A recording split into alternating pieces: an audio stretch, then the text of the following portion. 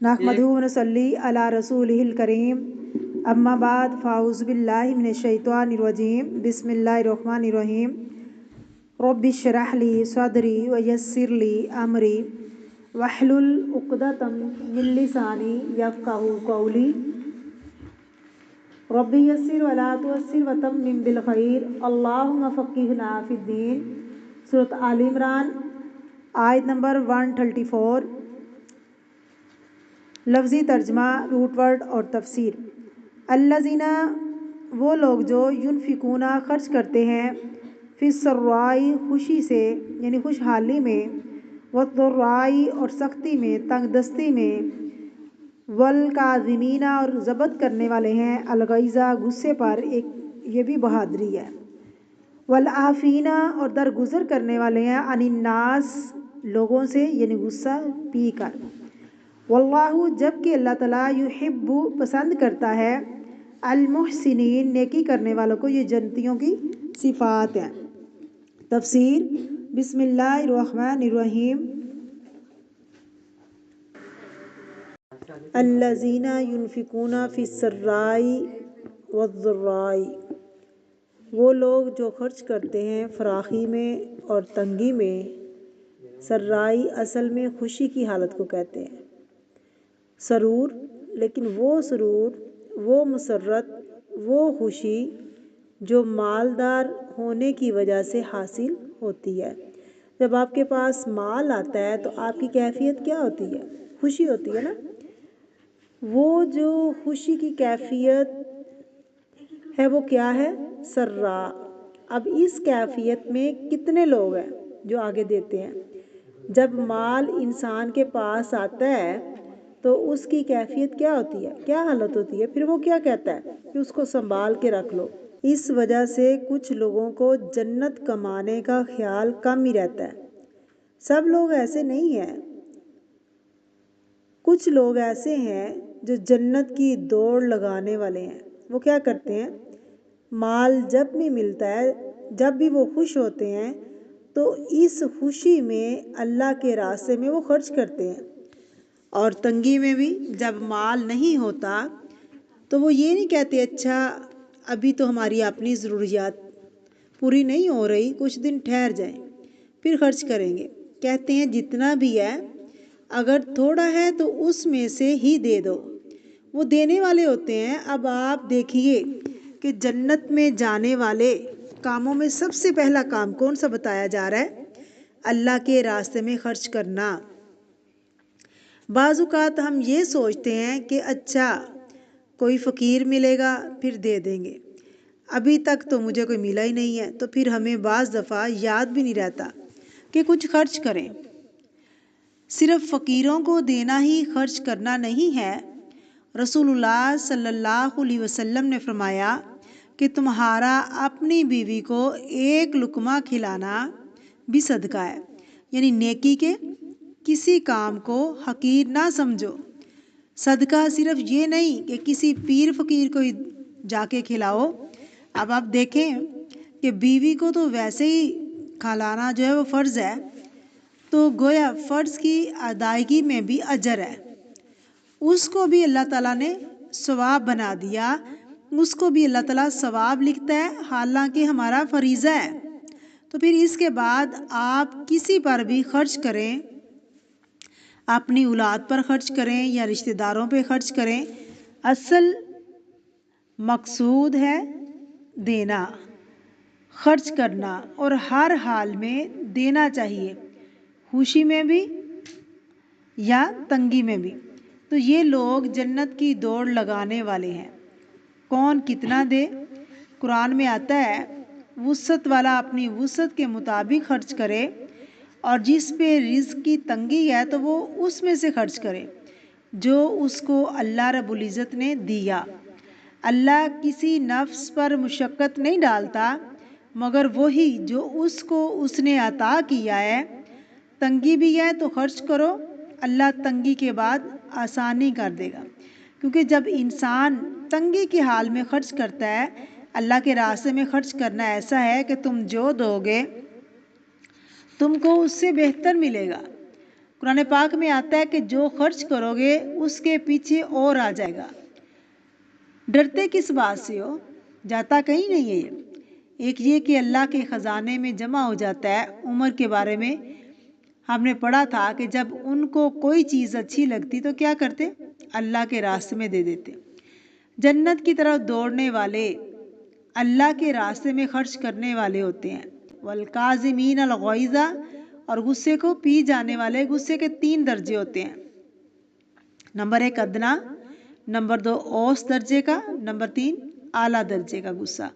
والکاظمین اصل میں قاف ضا میم اس کا روٹ ہے، اس کا مطلب ہے سانس کا روکنا۔ تو قاف ضا میم یعنی دم نہ مارنا، چپ ہونا۔ جب کسی کو جمائی آ رہی ہو تو چاہے کہ وہ اسے روکے جتنا وہ چاہے۔ جمائی کا آنا تو آٹومیٹکلی چیز ہے نا، وہ خود ہی آنے لگتی ہے۔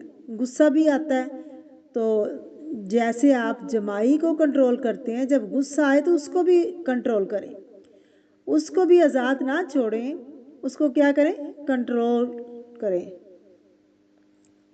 بہت مشکل کام ہے نا غصہ، اس کو کنٹرول کرنا۔ اصل میں کیا ہے؟ غصہ شیطان کی طرف سے ہے۔ نبی کریم صلی اللہ علیہ وسلم نے فرمایا کہ آگ کا ایک انگارہ ہے جو ابن آدم کے دل میں آ جاتا ہے تو پھر وہ کیا ہوتا ہے؟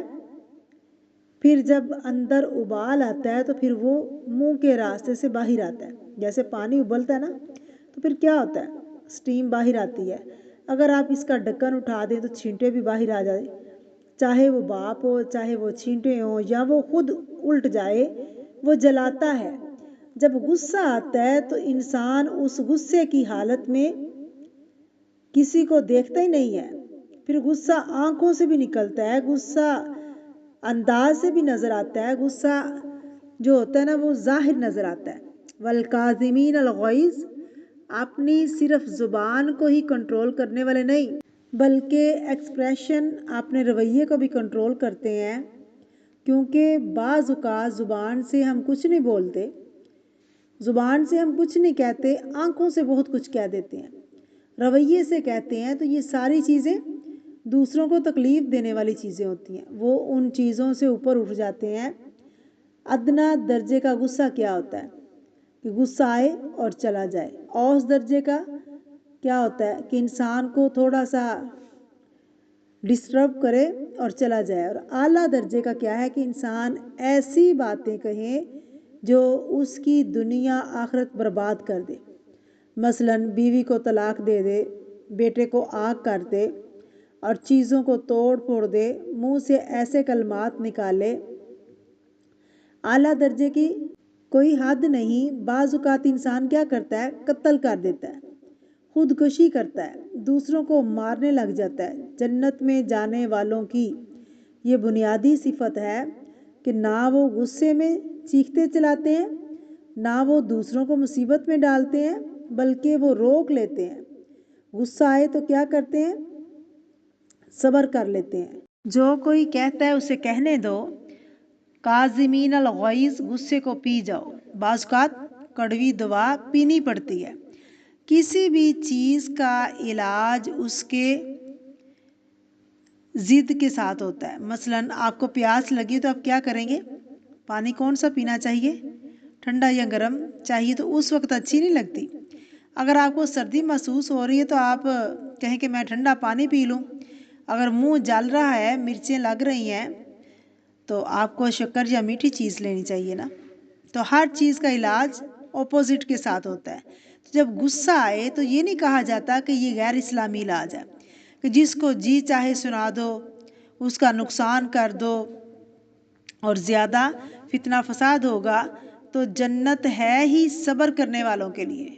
جو انسان صبر کرتے ہیں اللہ نے ان کے لیے جنت کو تیار کیا ہے۔ تو پھر کیا کرو؟ صبر کرو، کنٹرول کرو، غصہ پی جاؤ۔ والعافین عن الناس، لوگوں کو معاف کر دینے والے ہیں۔ قرآن پاک میں آتا ہے کہ جب انہیں غصہ آتا ہے تو وہ اسے پی جاتے ہیں۔ تو اگلا درجہ کیا ہے؟ معاف کر دیتے ہیں۔ معاف کرنا کیا ہے؟ عفو کیا ہے؟ معاف کرنا، بدلہ نہ لینا، اس کو نہ ستانا جس سے تکلیف ہوئی ہے، اس کو تکلیف نہ دینا جو غصے کا سبب بنا ہے، اس پر غصہ نہ نکالنا لوگوں کو معاف کر دینے والے ہیں۔ واللہ یحب المحسنین، اور اللہ محبت رکھتا ہے کن سے؟ احسان کرنے والوں سے۔ کون ہے محسن؟ جس کے اندر یہ ساری صفات ہیں، جو ہر حال میں خرچ کرتے ہیں، جو غصہ پی جاتے ہیں، لوگوں کے قصور معاف کر دیتے ہیں، لوگوں کی غلطیوں سے درگزر کرتے ہیں، جو لوگوں کو معاف کر دیتے ہیں، انتقام نہیں لیتے، سب کچھ اپنے اندر ہی سہ جاتے ہیں، سارے شوق اندر ہی لے جاتے ہیں اور پھر ٹھیک ہو جاتے ہیں۔ اور جو اللہ کی خاطر غصے کا گھونٹ پی لیتا ہے تو اپنے نفس کا علاج کرتا ہے۔ جو ایگو کا ختم نہیں ہوتی، بار بار چوٹیں لگتی ہیں تو ٹوٹ ٹوٹ کر ٹوٹتا ہے۔ باقی جو بندہ اللہ کے آگے عاجز ہوتا ہے یا عاجز ہونا چاہتا ہے تو پھر اللہ اس کو مختلف لوگوں سے اس کی آزمائش بنا دیتا ہے، وہ اس کو ستاتے ہیں، پھر کیا کرتا ہے؟ تو شروع میں کیا ہوتا ہے، اس پہ بھی غصہ، اس پہ بھی غصہ، جب آپ کو پتہ چل جاتا ہے کہ اللہ نے مجھے یہ حکم دیا ہے، اور پھر آپ غصہ پیتے ہیں۔ آپ غصے کو، جب غصہ آتا ہے تو صبر کرتے ہیں، ایک وقت آتا ہے کہ بڑی بڑی باتیں بھی آپ کو پھر اثر ہی نہیں کرتی، آپ اس لیول سے اوپر چلے جاتے ہیں، پھر اس سے بھی اوپر لوگ فضول باتیں کرتے رہتے ہیں، آپ پر واقعی کوئی اثر نہیں ہوتا۔ آپ کہتے ہیں کہ میری بلا سے جو مرضی کریں، یہ میرے بارے میں تھوڑا ہی کچھ کہہ رہے ہیں، یہ کسی اور کو کہہ رہے ہیں، پھر انسان اس کیفیت سے نکل جاتا ہے۔ واللہ یحب المحسنین، اور اللہ تعالیٰ کی محبت حاصل کرنے کے لیے انسان کیا کچھ نہیں کر سکتا۔ اگر آپ چاہتے ہیں کہ اللہ سے واقعی آپ محبت کریں اور اللہ آپ سے واقعی محبت کرے تو پھر یہ سب کچھ کرنا پڑے گا۔ کیا کرنا پڑے گا؟ ہم کیا کرتے ہیں؟ پہلا کام، اللہ کے راستے میں مال خرچ کریں۔ ہم سمجھیں کہ ہم تو پار ہو گئے، سب کچھ ہم نے کر لیا، اب ہم چاہیں تو غصہ کریں تو لوگوں پہ برسیں، چاہے تو ہم ان کو ستائیں، چاہے کچھ بھی کریں، ہم محسن ہیں۔ نہیں، جب تک اگلا کام نہ کریں گے، بعض اوقات مال خرچ کرنا آسان ہوتا ہے اور غصے کو پینا زیادہ مشکل ہوتا ہے، اور اس سے آگے بڑھ کر لوگوں کی خطائیں معاف کر دینا اور مشکل ہوتا ہے، کیونکہ نبی کریم صلی اللہ علیہ وسلم نے فرمایا کہ اس سے جوڑو سل من قطعک، اس سے جوڑو جو تم سے کاٹے، واعفو عن ظالما، اس کو معاف کر دو جو تم پر ظلم کرے، واحسن الی من اساء الی، اور جو تم سے برا کرے تم اس سے اچھا سلوک کرو۔ لیکن ہم ذکر کرنا بھول جاتے ہیں یا ہم اس کو بلانا ہی نہیں چاہتے، بار بار ہمیں وہ یاد آتا ہے، تو پھر یہ بات، یہ معاف کرنا نہیں ہے۔ کسی نے آپ کو ستایا ہے، اب آپ دل میں اس کو پال رکھتے ہیں، یاد رکھتے ہیں، حتیٰ کہ آپ کہتے ہیں کہ فلاں نے ایسا کیا، اب اپنا غبار نکال لیا۔